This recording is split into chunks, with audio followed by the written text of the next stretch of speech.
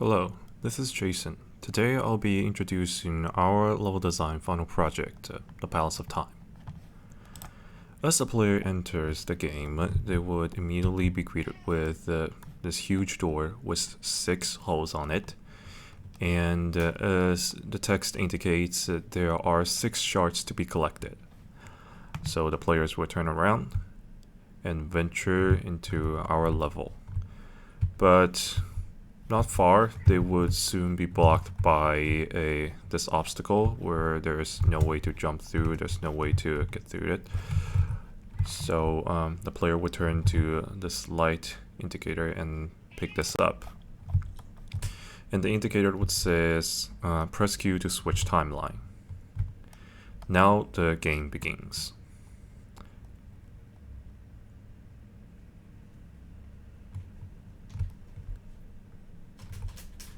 As the player proceeds through the level, they will realize that they can recover shards from the past timeline, and they can switch time to get through obstacles.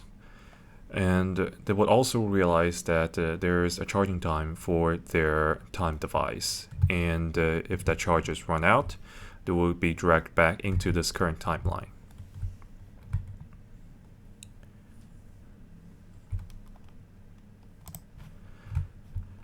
Also, the player has the liberty of switching back to the current timeline to save up charges, and they can always switch into the past timeline if they're stuck in an obstacle.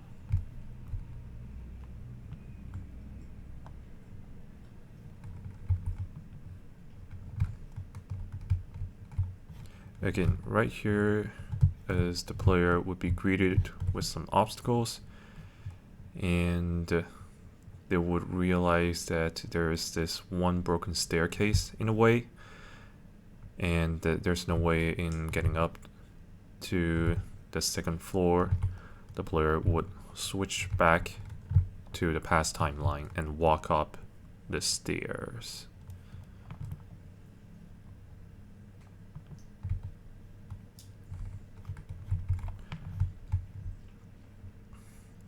As the player reaches the second floor, they will realize that in the past timeline, all of the doors are exactly closed.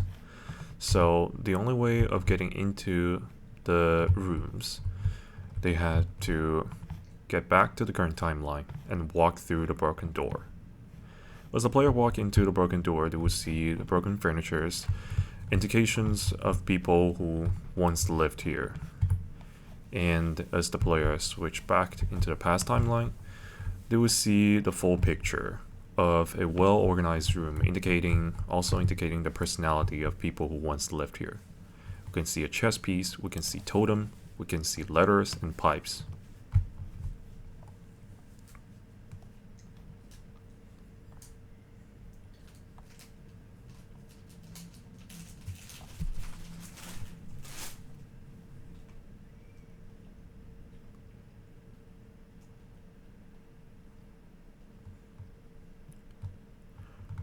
Right here, as the player walks in, while there are indicators of people who once was here, this place doesn't seem to be any living area.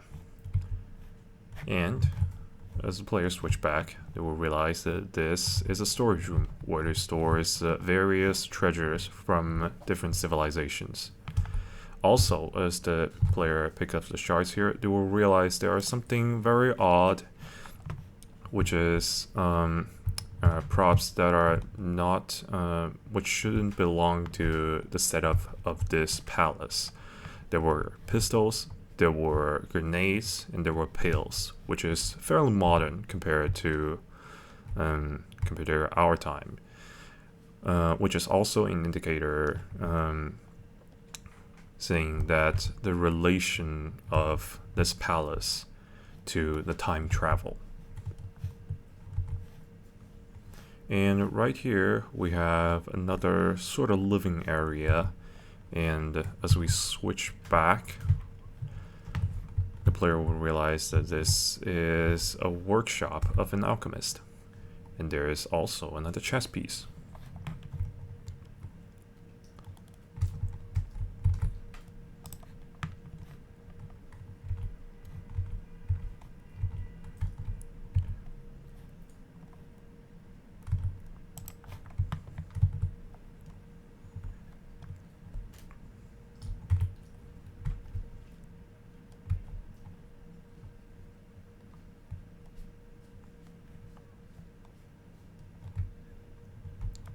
As the player ventures through the entire level, they will realize that right here is the final room, which is the main bedroom of probably the owner of this palace.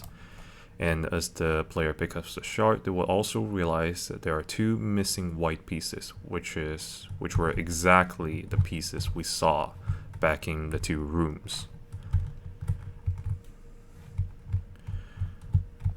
The player can see the books, the little desk, and the dart that the owner of this palace enjoys. As the player collects all of the 6 shards, they will venture back to the beginning door, as they will figure out that they have to put the shards back into the door. And they can also take a shortcut in the current scene, as the barriers are broken and they can simply jump down to the first floor and walk through the broken wall.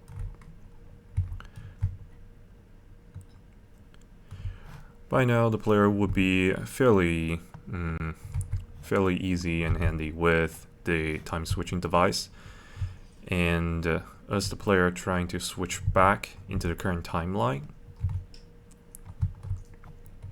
they will realize they are unable to switch back into the current timeline, and this is the intended ending we had for the player. And as the player character became obsessed with controlling time, they actually lost control of the power, and the player character is trapped in the past timeline forever. At this point, the official gameplay is over, but we saved a little cheat code for the player who wants to, again, explore a little bit more of our level design. As the player ventures back into the second floor, which is currently doesn't need time charging, doesn't have a time limit. If the player presses space, all the doors to the available rooms would disappear, and the player can simply walk in and take a closer look at our scene setups.